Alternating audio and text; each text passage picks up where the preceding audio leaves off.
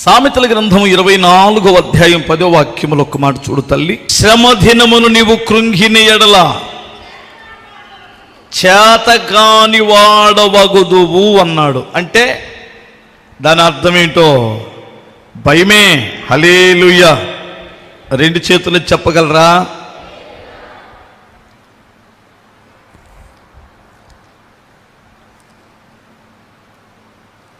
ఎప్పుడైతే నీకు భయం వస్తుందో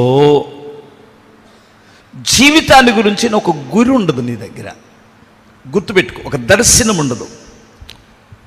దాన్ని ఏమంటారు? దర్శనాన్ని ఏమంటారు మీరు ఇంగ్లీష్లో? గోల, విజన్. హల్లెలూయా. జీవితాన్ని గురించిన విజన్ కోల్పోతావు ఫస్ట్. నీ పట్ల దేవునికి ఒక ఉద్దేశం ఉంది, నీకు మంచి వయసు ఉంది, అర్థమవుతుందా? సామర్థ్యం ఉంది, చదువు ఉంది, కానీ నీలో భయం ఉంది. ఈ భయము నీ విజన్ కోల్పోయేటట్లు చేస్తుంది. భయం నీ దర్శనాన్ని కోల్పోతావు ఫస్ట్ భయం వలన. ఎందుకో ముందుకు పనికిరావు. ముందుకెళ్తే ఏమొస్తుందో, వెనక్కి వెళ్తే ఏమొస్తుందో అనే భయముతో నీ దినాలు వేస్ట్గా ఖర్చు చేసుకుంటావు. దేవుని మీద ఎప్పుడైతే ఆధారపడతావో భయాన్ని జయించి డేరుతో బ్రతుకుతావు. ముందు ధైర్యంతో ముందుకెళ్తావు. స్తోత్రం చెప్పాలి.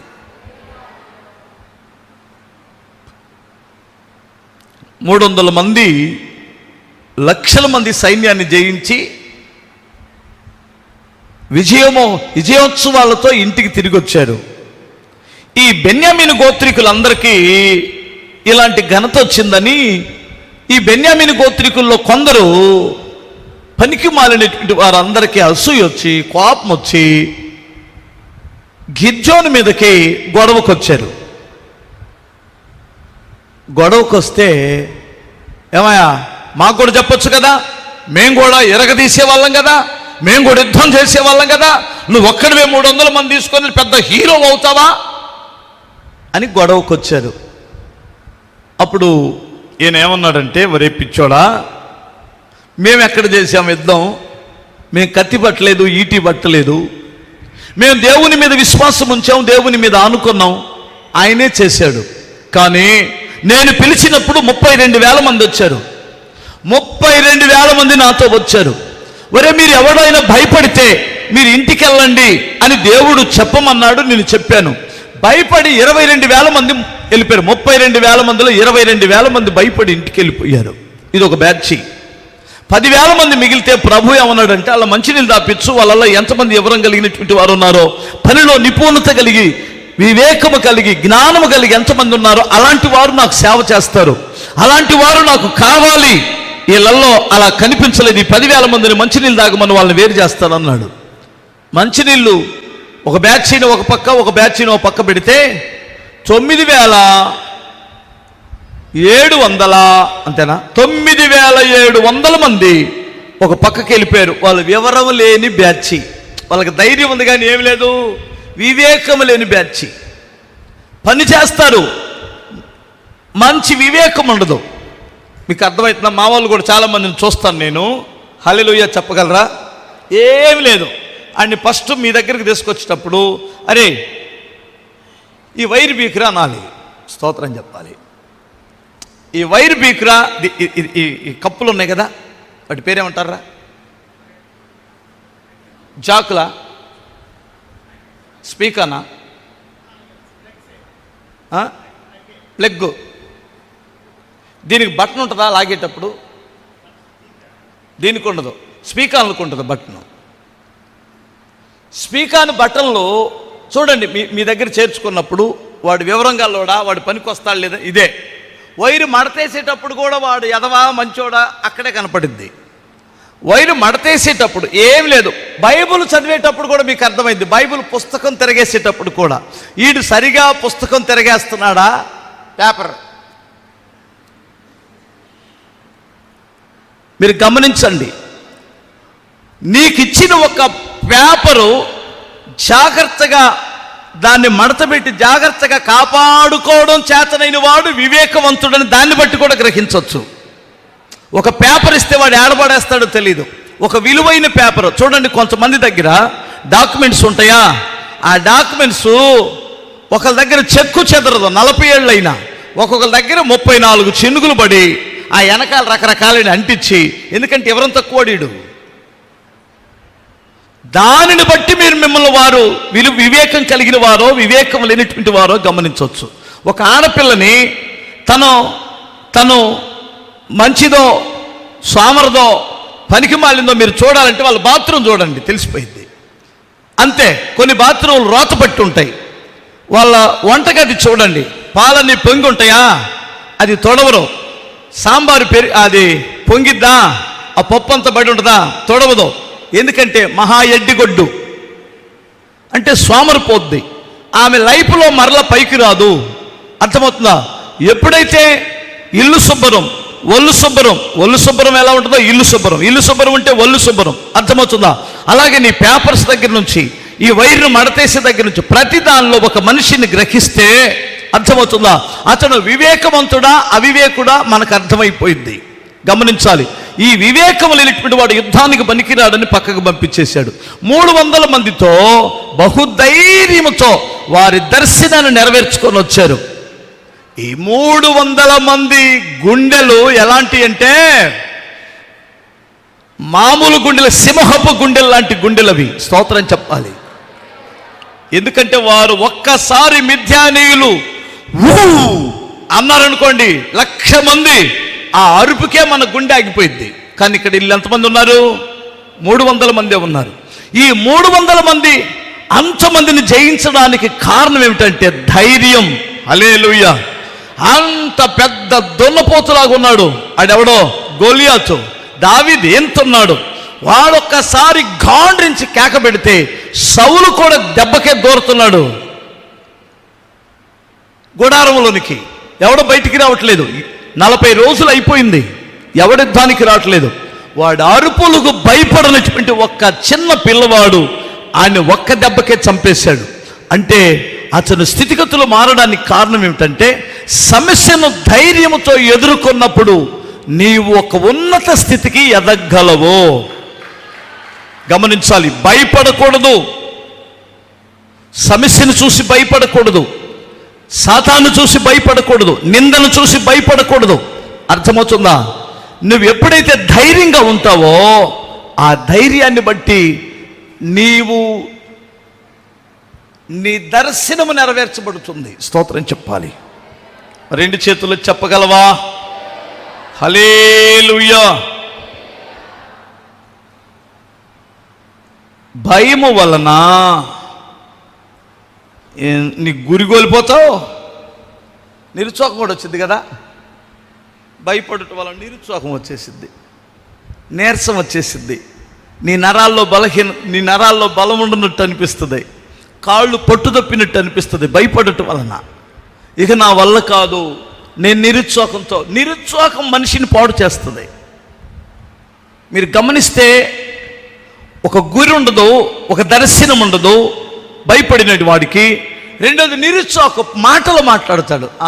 ఏముందిలే మా బతుకులు, ఏం చేస్తాం, మేం చేయలేం, ఈ 3 రోజులు బ్రతుక్కి ఎందుకు అవసరమా, నా చేత కాదు, నేను చేయలేను, నాకు ఓపిక లేదు, వాళ్ళ మాట వినరు, చేయలేను. ఎప్పుడైనా చూడు, ఎవడైనా చేస్తానని వాడు కూడా ఇంటే జడ కొడతాడు. నీకంటే ఎక్కువ మంది పెద్ద బలవంతులే ఆడ కూర్చున్నారులే, పో నువ్వేం చేస్తావు, పో అమ్మా. అర్థమైందా? భర్త కానీ దాన్ని పని మొదలు పెడదామన్నాడు. ఏం చేస్తావు, నీ ముఖానికి నువ్వు చేయలేవు, పాడలేవులే, తీసి కళ్ళు ఎరగొట్టేసిద్ది. చూసారా? భర్త కూడా భార్యను కూడా ధైర్యంగా, ఎవరికి ధైర్యాన్ని ఇవ్వలేరు వీళ్ళు. నిరుత్సాహం నిన్ను పాడు చేస్తుంది, పరిగెత్తేవాడిని పాడు చేస్తుంది. ప్రోత్సాహం అనేటువంటిది ధైర్యవంతునికి వస్తుంది. స్తోత్రం చెప్పాలి. ప్రోత్సాహం మనకి ఎంత ఫలాన్ని ఇస్తుందో నిరుత్సాహం కూడా అంతే కృంగతీస్తుంది. అందుకని మనం సహవాసం చేసేటప్పుడు కూడా నిరుత్సాహపరిచే వాళ్ళ జోలికి వెళ్ళకూడదు, అసలు వాళ్ళ దగ్గర కూడా కూర్చోకూడదు. హల్లెలూయా. నేనైతే నిరుత్సాహపరిచే వాళ్ళని అసలు మాట ఎన్నో, వాళ్ళని సైతాన్ గాళ్ళలాగా చూస్తా. మీకు అర్థమైందా? సైతాన్ గాళ్ళల్లో సైతాను అదే చేస్తాడు, మనకే అదే అట్నుంటే దాడి చేస్తాడు. బ్రదరు, ఇంత స్థలం అవసరమా? అసలు ఈ ఏరియాలో జనం రారు బ్రదరు. నిరుత్సాహం కాళ్ళు ఇరిగిపోయినట్టే కదా. డబ్బులు లేని కాలంలో ఎందుకు బ్రదరు మందిరం కట్టడం? అంత అవసరమా? కరెక్ట్గా మనం ఎప్పుడు స్టార్ట్ చేసామో తెలుసా? మందిరం 2020 అక్టోబర్ 28, అంటే ఫుల్ కరోనా. నెక్స్ట్ సంవత్సరం కూడా కరోనా. మీరెవరు చర్చికి రావటంలా. వస్తున్నారా? అసలు టైం ఎలాంటిదో చూడండి. నాకొక్కటే ధైర్యం, ప్రతికూల పరిస్థితుల్లో కూడా దేవుడు బలహీనుడు కాలేదు. సంఘము రాలేకపోవచ్చు, పరిస్థితులు బాగలేకపోవచ్చు, దేవుడు శక్తి గలవాడు. అర్థమవుతుందా? ఎందుకంటే అలాంటప్పుడే కదా దేవుడు మన పక్షాన ఉన్నాడని రుజువు చేస్తాడు. 2020 అక్టోబర్ 28 స్టార్ట్ అయితే 2021 డిసెంబర్ 10 కల్లా మందిరం ప్రతిష్ఠ జరిగిపోయింది. అవును కదా? అంటే 14 నెలలకి 14 నెలలలో లోపే మందిరం పూర్తి చేశాడు దేవుడు. పుస్తకాలు వేయించామా? అడిగామా? పీడిచ్చామా? బయట వాళ్ళని అడిగామా? దయచేసి గమనించాలి. నేను ఒక్కటే నమ్ముతాను, శూన్యములో సృష్టిని భూమిని వేలాడ తీసిన దేవుడు నీ జీవితంలో గొప్ప కార్యాలు చేయలేడా? ఎందుకు నువ్వు భయపడుతున్నావు? దేవుని సామర్థ్యాన్ని దేవుడు ఎప్పుడు ఫీల్ అవుతాడంటే, దేవుడు ఎప్పుడు కోప్పడతాడంటే, దేవుని సామర్థ్యాన్ని మనం తక్కువ అంచనేసినప్పుడు, దేవుణ్ణి మనం అనుమానించినప్పుడు. అనుమానించడం అంటే అవిశ్వాసం అని అర్థం. అవిశ్వాసమే దేవుని శక్తిని అనుమానించడం. దేవుని శక్తిని నువ్వు అనుభవించాలంటే నిరుత్సాహాన్ని ఫస్ట్ జయించాలి. అప్పుడు నీలో ధైర్యం వస్తుంది. హల్లెలూయా.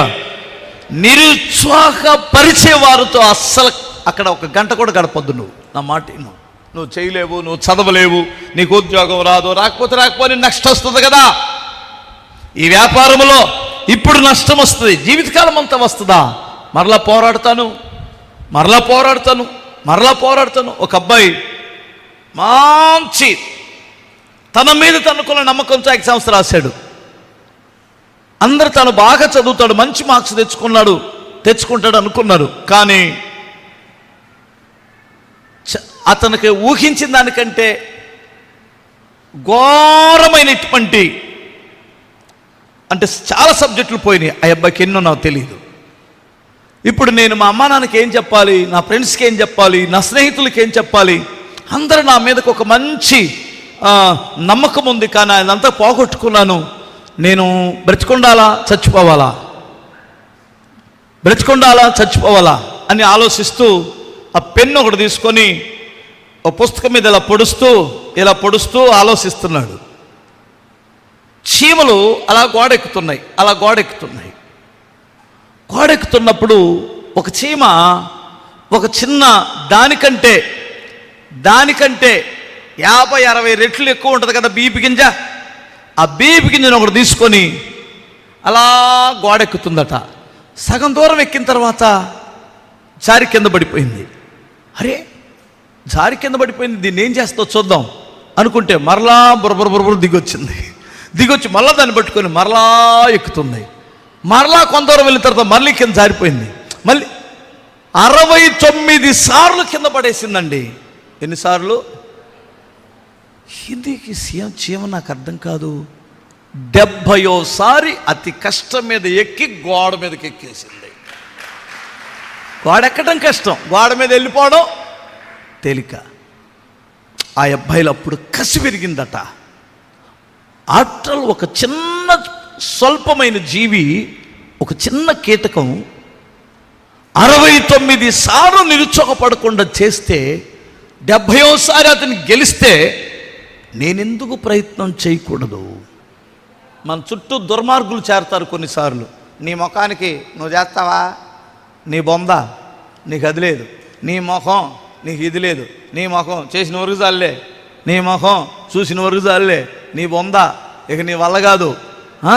ఉన్నారా? నాకు కూడా చాలామంది తగిలారు. స్తోత్రం చెప్పగలరా? పిచ్చోడా, నీకు చదువు లేదు, ఇబ్బంది పడతావు, ట్రైనింగ్ లేదు, ఇబ్బంది పడతావు, హల్లెలూయా, అది లేదు, ఇబ్బంది పడతావు, ఇది లేదు, ఇబ్బంది పడతావు. నేను నా అంతటికి నేను వస్తే ఇబ్బంది పడతాను, కానీ నా ప్రభు పిలిచాడు కదా, అదే కదా ధైర్యం.